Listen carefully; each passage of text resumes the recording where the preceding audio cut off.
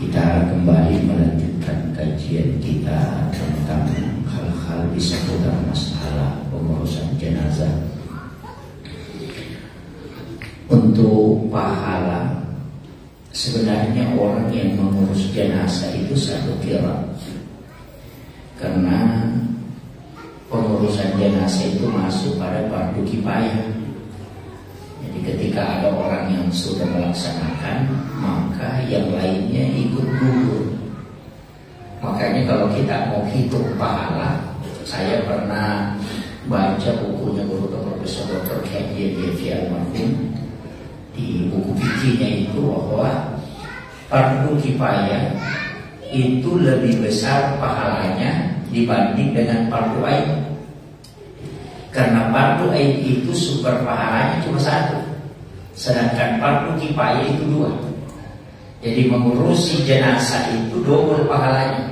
Kenapa? Karena begini, kalau fardu kifayah kita mendapat pahala karena melakukan pengurusan terhadap jenazah itu. Yang kedua, kita dapat pahala karena membebaskan orang lain dari dosa.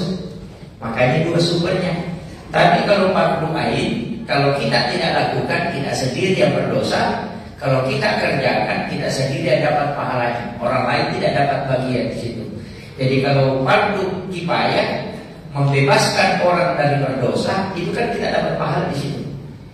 Makanya kenapa ketika ada jenazah yang tidak diurusi, itu satu kampung berdosa. Satu kampung di situ berdosa. Makanya kita membebaskan orang dari dosa satu kampung, makanya kita dapat pahalanya. Sumbernya dari situ. Selain yang kedua, kita dapat pahala karena kita yang mengurusi langsung.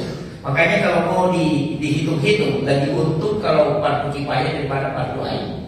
Kemudian untuk pengurusan jenazah itu satu kira. Yang memandikan satu kira, yang mengkafani dapat satu kira, yang mengantar jenazah dapat satu kira, yang memakamkan itu dapat satu kira. Yang dimaksud satu kira itu Ibnu Qayyim al-Jauziyah dalam kitab Madarijus Salikin mengatakan bahwa satu kira itu kita tidak memenuhkan dengan satu gunung emas kalau dia kemudian. Jadi seandainya dihitung kita punya harta satu gunung emas, itu kita tidak mau tukar dengan pahala satu kira. Nah, orang yang mulai dari memandikan, mengkafani, mengantar, mensolati, menguburkan, itu 5 kira dia dapat. Jadi makanya seandainya kita mampu, istilahnya kita mampu mengambil semua itu kita dapatkan tidak boleh tukar dengan 5 gunung emas. Itu pahalanya besar. Makanya kalau kita lihat kayak di Arab, orang kalau antar jenazah itu mengangkut jenazah, itu kan biasa dia orang cuma jalan, jenazahnya yang dikasih jalan di atas kerandanya itu. Jadi kalau dia sudah pegang, kemudian dia dorong ke depan sambil jalan. Dan kalau kita di kampung biasa sudah sakit, leher belum ada ganti, gitu. Karena tidak tahu pahalanya. Makanya orang itu berlomba-lomba, yang penting pokoknya pernah dia bawa. Makanya itu seperti mengangkut ulama. Itu jadi kadang tidak mau lepas itu, mereka cuma baku dorong. Itu karena pahalanya. Sama orang dapat mengangkat jenazah, walaupun tidak mengangkut. Kalau kita sudah mengangkat itu sudah dapat. Tapi yang mengangkut itu juga dapat bagian double. Makanya kita mau kejar itu sebenarnya. Makanya kalau orang meninggal tidak usah diundang, Pak. Tidak usah diundang. Kalau ada saudara muslim kita meninggal, jangan menunggu undangan. Diundang kita datang, tidak usah. Itu kewajiban. Kecuali orang yang datang pesta pernikahan, jangan datang kalau tidak diundang. Jadi masalah itu. Kecuali keluarga yang sudah mengundang umum, tidak masalah. Tapi kalau untuk jenazah, jangan menunggu undangan untuk datang. Satu sebenarnya sholat, biar orang tidak asal datang juga. Karena asal itu kan mengundang orang. Hayal sholat, mari kita sholat. Hayal falah, mari kita mendapatkan kemenangan. Tapi banyak orang tidak memenang, tinggal saja di rumahnya. Itu makanya dia tidak memenang itu. Kemudian meletakkan jenazah di kuburan itu bisa di bagian selatan, bisa di bagian utara. Saya kemarin sempat mengkaji kenapa kok ada hadis meletakkan jenazah di bagian utara lubang, sebelah utaranya lubang.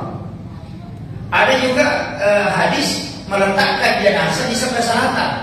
Jadi menurunkan jenazah itu dari atas ke bawah ke dalam lubang itu dari utara ke selatan, turun ke bawah. Ada juga dari selatan ke utara. Saya cari-cari penjelasan, ternyata saya dapat dua memang hadis ini benar.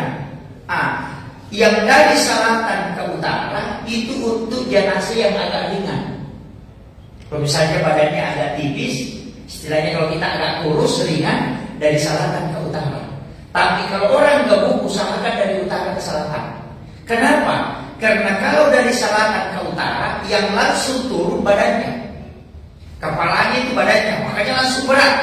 Tapi kalau dia dari utara ke selatan, kakinya dulu turun, makanya ringan.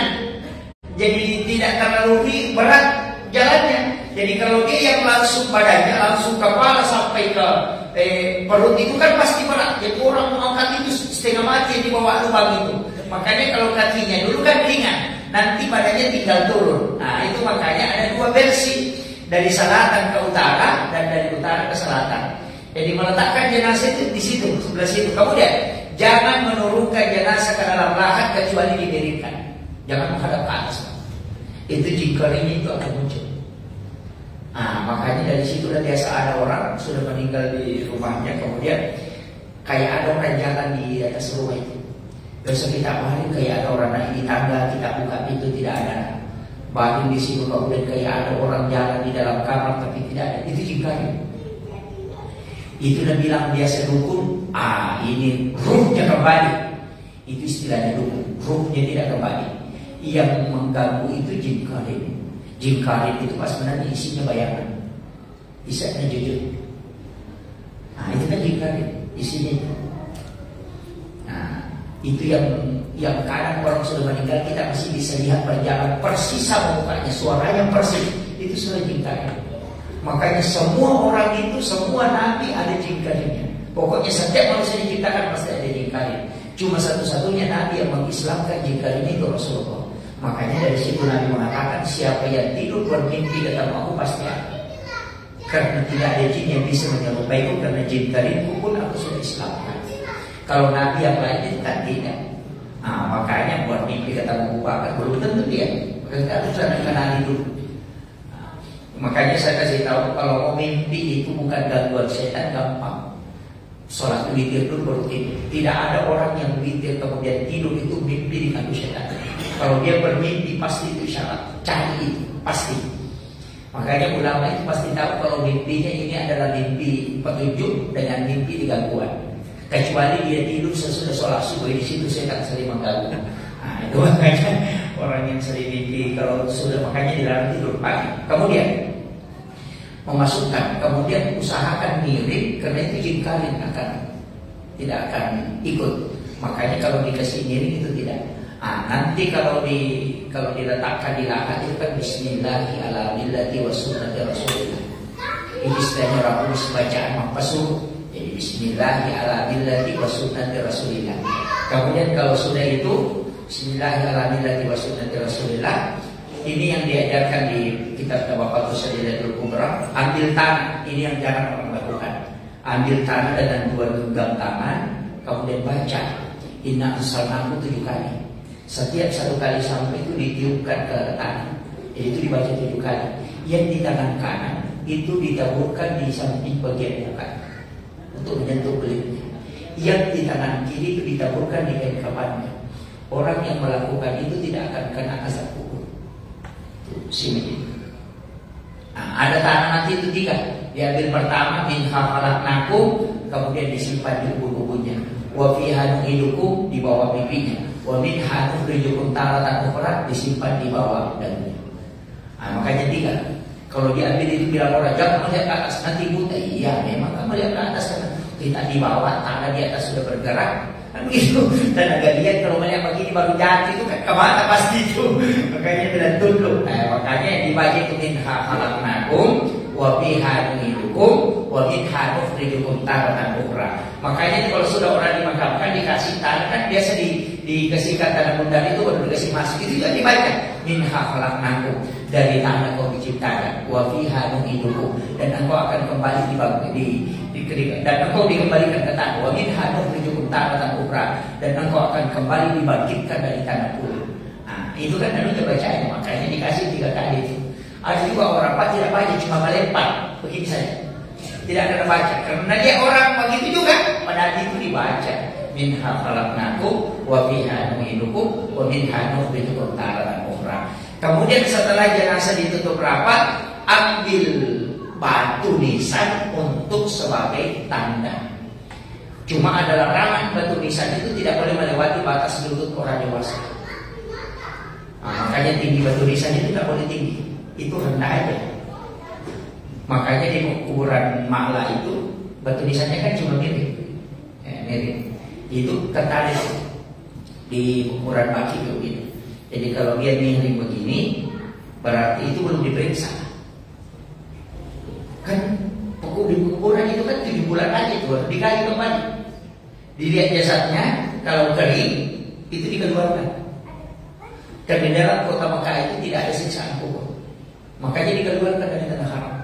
Jadi jangan mengatakan orang yang dikubur di situ tinggal selamanya di situ, enggak. Itu cuma 7 bulan dikali kembali, makanya tidak bisa berdepan itu. Jadi dikali kembali kemudian diperiksa jasadnya, kalau dia kering itu dikeluarkan. Tapi kalau dia basah itu disimpan, baru agak diangkat sedikit batunya sebagai isyarat bahwa ini wali Allah, jangan kasih pindah. Itu jadi memang itu makanya di sana itu tidak disimpan. Itu kalau kadang orang kalau dibawa di sini sudah tidak, itu akan dikeluarkan. Karena di sana tidak ada siksaan kubur. Kata itu kalau dia sudah kering, jasadnya kering berarti dia bukan wali Allah, itu dikeluarkan.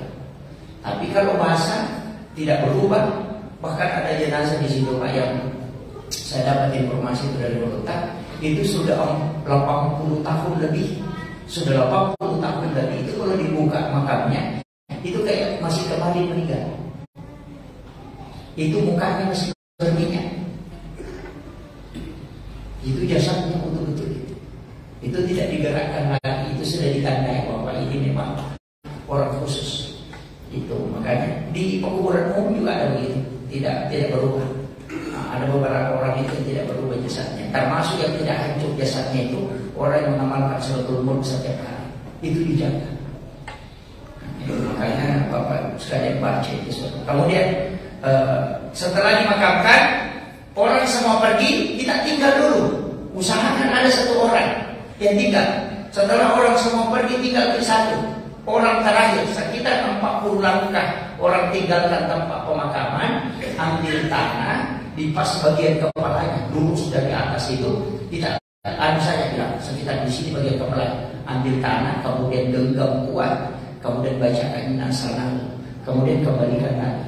Ambil di bagian tengah-tengah pas pusatnya, bacakan inna sallallahu, baru kembalikan, baru ambil lagi di bagian kakinya, bacakan inna sallallahu itu satu surah, kemudian kembalikan, baru kita pulang. Ia naruna setepatkan kaki buruk. Keluarganya tidak akan diganggu jin ketika itu dilakukan. Dan orang yang meninggal itu tidak akan menampakkan diri karirnya kalau tidak dilakukan, supaya jin itu tidak mendekat di situ, sehingga kuburan itu tidak ada gangguan-gangguan kayak dia semua bikin takut orang itu yang dibaca supaya jin tidak tinggal di situ. Nah itu sebenarnya istilahnya orang mustahkan kaki buruk. Cuma kadang kita yang mengenal bakar itu yang bambu yang sudah dianyami benar tuh, padahal itu keliru. Itu bacaan yang tahan 3 itu yang paling bagus. Supaya keluarganya orang sekarang ada rejo. Kan ada orang meninggal itu sakit keluarganya, setelah itu kayak selalu dihantui. Itu caranya supaya tidak dihantui. Cukup baca inna sallallahu itu 3 kali, 1 di kepala, 1 di pusat, 1 di kaki. Akhirul kalam, wallahul muwaffiq ila aqwamit thoriq. Assalamualaikum warahmatullahi wabarakatuh.